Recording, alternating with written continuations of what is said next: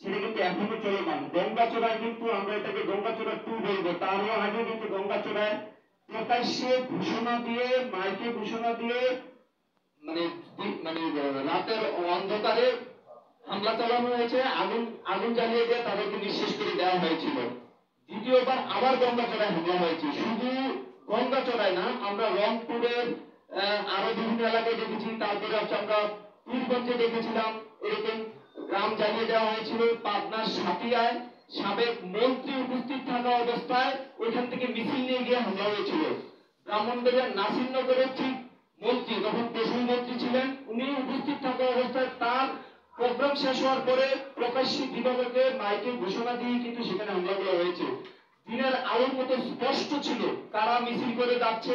বর্তমানে আমাদের প্রযুক্তি যুগের কারণে, ইউটিউবারদের কারণে, অসংখ্য ফুটেজ থাকার কারণেও আমরা দুঃখজনক ভাবে হলেও সত্যি যে আইন শৃঙ্খলা বাহিনী তাদেরকে কোনো বিচারের আওতায় আনতে পারে নাই। শুধু মানে মুখ দেখানোর জন্য হয়তো দু একজনকে গ্রেফতার করেছে, তারপরে বিচারের কি পরিসমাপ্তি হয়েছে এই বাংলার ইতিহাসে কেউ বলতে পারবে না।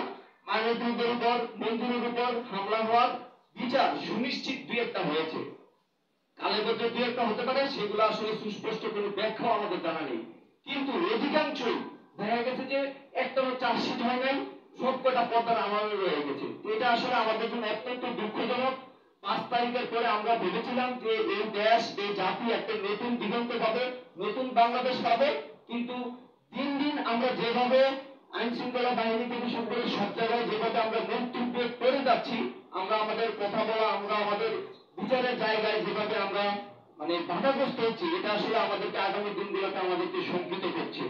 সেই সাথে আমি আরেকটি বিষয় উল্লেখ করব, যেটি অত্যন্ত দুঃখজনক। আমাদের স্বরাষ্ট্র উপদেষ্টা মহোদয় আমাদের যে সম্প্রতি যে দুর্গাপূজা সমাপ্ত হয়েছে, সুসম্পন্ন হয়েছে, বিগত বছরের তুলনায় অত্যন্ত ভালো হয়েছে, সেটা আমরা অস্বীকার করছি না, কিন্তু হামলা হয়েছে। আমি স্পষ্টভাবে বলে দিচ্ছি যে রংপুরের তারাগঞ্জে আমাদের প্রতিমা ভেঙে দেওয়া হয়েছিল, সাতক্ষীরা তালায় তেঁতুলিয়া উপজেলার প্রতিমা ভেঙে দেওয়া হয়েছিল, নেত্রকোনার বাংলা ইউনিয়নের প্রতিমা ভেঙে দেওয়া হয়েছিল, জামালপুরের সরিষাবাড়িতে প্রতিমা ভেঙে দেওয়া হয়েছিল, পঞ্চগড়ের সদর চানপাড়া ইউনিয়নের প্রতিমা ভেঙে দিয়েছিল। আরো বেশ কিছু উদাহরণ রয়েছে, সবটা আমরা বলতে পারছি না, কিন্তু এগুলো হয়েছে। একটারও বিচার এই কয়েকদিনে দু একজনকে গ্রেফতার করেছি তার কিন্তু সুস্পষ্ট ব্যাখ্যা আইন শৃঙ্খলা বাহিনী এখন পর্যন্ত দেয় নাই। পূজা শেষ, আমাদের এই বিষয়গুলো তাদের মাথা থেকে চলে যায়। আবার যখন আসবে মূর্তি ভাঙার মধ্যে দিয়ে পূজার আবির্ভাব ঘটে, সেটা আমরা বিভিন্ন সংবাদ মাধ্যমে দেখেছি, নিউজ হতে। এটা আসলে আমাদের জন্য, মাইনরিটির জন্য অত্যন্ত দুঃখজনক। সম্প্রতি আমরা দেখেছি যে পাহাড়ি অঞ্চলে উত্তপ্ত পাহাড়ি গুলমারাতে বাড়িঘর জ্বালিয়ে দেওয়া হয়েছে। এটা আসলে আমাদের জন্য অত্যন্ত ভীতিকর একটা পরিস্থিতি তৈরি করে। সেই সাথে যে জিনিসটা আসলে আমরা সবচেয়ে বড় উদ্বেগের বিষয়, স্বরাষ্ট্র উপদেষ্টার মতো একটি দায়িত্বশীল জায়গা থেকে আমাদের প্রতিমার যে অবয়, আমাদের অসুর কিভাবে বানাবো, আমাদের দুর্গা মায়ের মূর্তির অবয় কিভাবে বানাবো, সেটা একান্তই আমাদের বিষয়, এটা আমাদের ধর্মীয় আবেগের জায়গা। সেই জায়গায় উনি প্রশ্ন করেছেন, সেই জায়গায় দাড়ির বিষয়টিকে নিয়ে উনি কুট করেছেন এবং প্রকাশ্যে সাবলীলভাবে বলছেন। এটা আসলে আমাদের জন্য অত্যন্ত লজ্জাস্কর। একটা দায়িত্বশীল জায়গা থেকে উনি 793টি মন্দিরে অসুরের দাড়ি রয়েছে বলে এটা ধর্মীয় অবমাননার শামিল বলে গণ্য করছেন। আমি জানি না উনি ধর্ম কতটুকু জানেন, কতটুকু মানেন, সনাতন ধর্মের বিষয় সম্পর্কে কতটুকু উনি অবগত রয়েছেন। আমাদের হাজার বছরের সনাতন ধর্ম, সনাতন মানে চিরন্তন, পৃথিবীর সৃষ্টি শুরু থেকে সনাতন।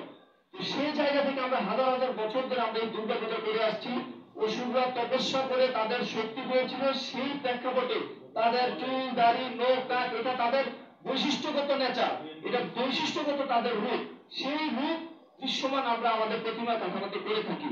কারো যদি সমস্যা হয় সেটা বলবে, আমরা সেটাকে মডিফাই করব, কিন্তু এভাবে ঢালাও ভাবে এটা ধর্মীয় অনুভূতির হিসাবে এটা উনি বলতে পারেন। এটা আমরা তীব্র নিন্দা ও প্রতিবাদ জানাচ্ছি বাংলাদেশ জাতীয় হিন্দু যুব মহাজোটের পক্ষ থেকে।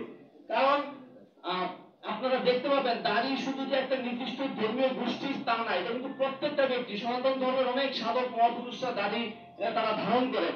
তো সেই ক্ষেত্রে এই একটা সিম্পল বিষয় নিয়ে এইভাবে জাতিভেদ তৈরি করা, এভাবে সাম্প্রদায়িকতাকে দায়িত্বশীল জায়গা থেকে উস্কে দেওয়া, এটা আমাদের জন্য অত্যন্ত লজ্জাকর। আমরা তার তীব্র প্রতিবাদে নিন্দা জানাচ্ছি। ধন্যবাদ সাংবাদিক বন্ধুগণ। এখন আমাদের মাঝে বক্তব্য রাখবেন বাংলাদেশ সম্মিলিত সনাতনী জাগরণ